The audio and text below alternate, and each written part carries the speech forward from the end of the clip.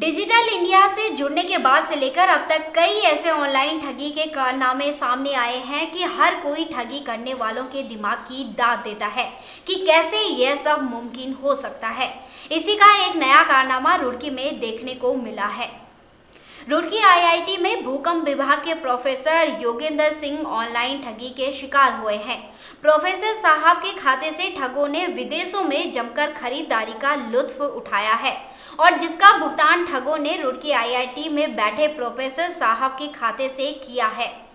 भुगतान होने के बाद जब प्रोफेसर साहब के फोन पर एसएमएस आया तो उनके होश उड़ गए, क्योंकि प्रोफेसर साहब के खाते से पूरे 1,86,000 रुपए का भुगतान हुआ था, वो भी बगैर कोई सामान लिए। उसके बाद तुरंत प्रोफेसर साहब ने पुलिस में इस ठगी की जानकारी दी और पुलिस ने वही ढुलमुल रवैया दिखाते हुए जांच की बात कहते हुए प्रोफेसर साहब को कोतवाली से चलता कर दिया। 2 अप्रैल को मेरे पास सुबह मॉर्निंग में एसएमएस आया मेरे रजिस्टर्ड मोबाइल नंबर पर कि मेरे अकाउंट से 4 ट्रांजैक्शंस हुए हैं, जिनकी टोटल कॉस्ट करीब 1,80,000 से ज़्यादा है। तो मैंने बैंक में कांटेक्ट किया और पता चला कि यूएस में अलग अलग शॉप से 4 मिनट के अंदर ये सारे ट्रांजैक्शंस हुए हैं। तो सर आपकी इसकी शिकायत आपने कहाँ पे?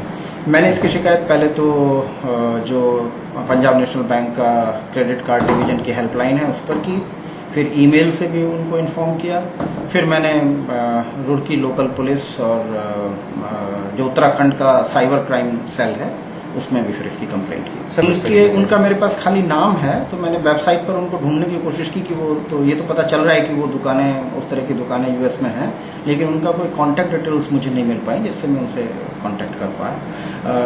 बैंक ने जो है मेरे पास वीज़ा का क्रेडिट कार्ड है, बैंक ने वीज़ा के थ्रू उनसे कांटेक्ट करने की कोशिश की होगी। तो सर क्या पुलिस की तरफ से अभी तक कोई आश्वासन या कोई कार्रवाई की अभी तक? रुड़की पुलिस के पास तो इतने संसाधन नहीं है कि वो इस तरह की ठगी का खुलासा कर सके, तो उन्होंने ये कहा है कि वो इस कंप्लेंट को साइबर सेल उत्तराखंड देहरादून को भेज रहे हैं। में योगेंद्र पाल सिंह हैं, वैज्ञानिक हैं ये इसमें भूकंप विभाग में। इनके क्रेडिट कार्ड से जो पीएनबी में क्रेडिट कार्ड था उससे कनाडा में और न्यूयॉर्क में 1,86,000 रुपये की पैसा निकला गया है उसमें, और इस संबंध में थाना स्तर पर जांच भी की जा रही है और आगे जो भी जांच की जाएगी वो सामने आ जाएगी।